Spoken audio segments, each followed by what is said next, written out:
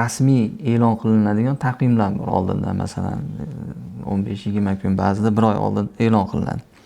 Shunga qarab masalan ro'za kunlarini vaqtlariga amal qilib ro'za tutishlari mumkinmi, yoki insonlar masalan o'zlari joylariga qarab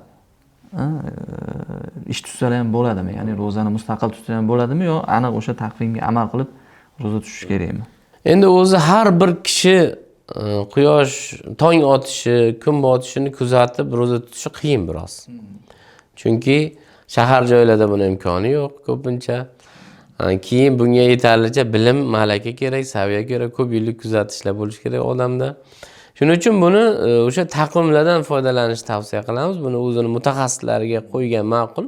Hozirgi kunda mana telefonlarda ham taqvim bor.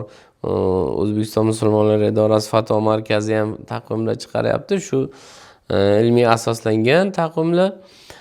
O'shanda endi tong otishi vaqti berilgan, quyosh botish vaqti berilgan.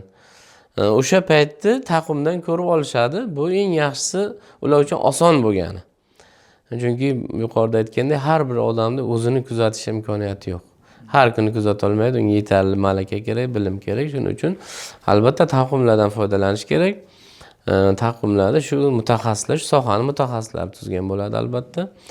Shu O'zbekiston musulmonlar idorasi fatvo markazining taqvimlarini tavsiya qilamiz, chunki bu yerda shu ham diniy sohani mutaxassislari ishlaydi unda, ham astronomiya sohasi mutaxassislari birgalikda, hamkorlikda ishlaydi.